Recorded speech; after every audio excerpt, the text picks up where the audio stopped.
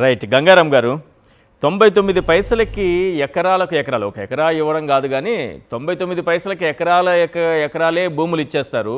అవి కూడా ఎవరంటే రియల్ ఎస్టేట్ సంస్థలకి. అవేమి ఫార్చ్యూన్ 500 కాదు. లోకేష్ గారు చెప్పినట్టు రియల్ ఎస్టేట్ సంస్థలు ఎక్కడైనా బిల్డింగ్లు కట్టుకొని వ్యాపారాలు చేసుకుంటారు, వాళ్ళ నిర్మాణాలు వాళ్ళు జరుపుకుంటారు. వాళ్ళకి భూములు ఇవ్వడం అనేది దేశంలో ఎక్కడా జరగలేదు. వాళ్ళకి భూములు ఇస్తారు 99 పైసలకి. తర్వాత 160 ఎకరాల నరసింహస్వామి కొండకు సంబంధించి దాన్నేమో డేటా సెంటర్ పేరుతో పూర్తిగా ఒక విధ్వంసానికి దిగుతున్నారు. ఒక బ్రాండింగ్ దెబ్బతీస్తున్నారు, పవిత్రత దెబ్బతీస్తున్నారంటే ఏమంటారు? ఇప్పుడు ఒకటి డేటా సెంటర్ ఒక సింహాచలం కొండకు సంబంధించినటువంటిదే కాదండి, తర్లువాడ అనేటువంటిది కూడా అదొక అక్కడ 1000 మెగావాట్ల డేటా సెంటర్కి వాళ్ళు శంకుస్థాపన కూడా చేశారు.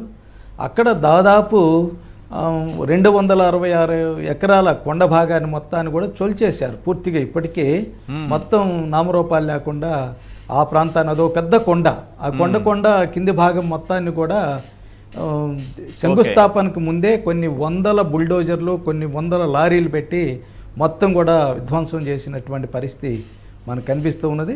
ఇప్పుడు సింహాచలం దేవస్థానం అనేటువంటిది విశాఖపట్నం నడిబొడ్డులో ఉంది.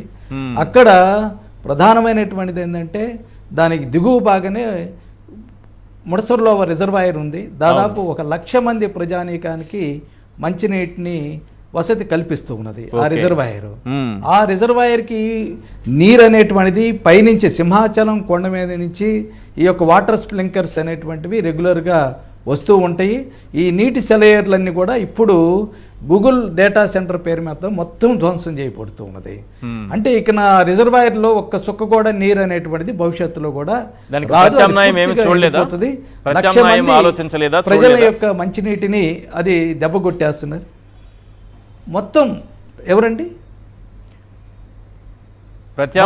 పూర్తిగా నీళ్ళు అనేటువంటిది లేకుండా పోయి ప్రజానీకం తీవ్రంగా ఇబ్బంది పడతా ఉంటారు.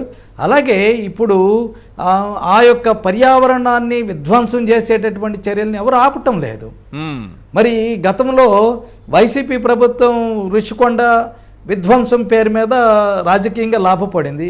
అలాంటి కొండల్ని ఈరోజు అనేకమైనటువంటి వాటిని విధ్వంసం చేస్తూ ఉన్నారు. ఆఖరికి కొండల మీద ఉండేటటువంటి భూమిని డేటా సెంటర్లు ఒకటే కాదండి, ఐటీ కంపెనీల పేరు మీద ఇస్తూ ఉన్నారు. నిజంగా ఐటీ కంపెనీలు వస్తే ఉద్యోగాలు వస్తాయి. అవన్నీ అటువంటిది యువతకి పెద్ద ఎత్తున గత 2 ఏళ్ల నుంచి రోజు పిక్చర్ చూపిస్తున్నారు. ఈ రోజుకి ఒక్క ఐటీ కంపెనీ రాలేదు. ఉద్యోగాలు ఎన్ని వచ్చినాయో చెప్పమనండి. లక్షల ఉద్యోగాలు వస్తున్నాయని వాళ్ళు చెప్తూ ఉన్నారు. ఎక్కడ విశాఖపట్నానికి ఈ కొండల మీద ఏ కంపెనీ వచ్చి ఎన్ని ఉద్యోగాలు ఇచ్చిందో చెప్పమనండి.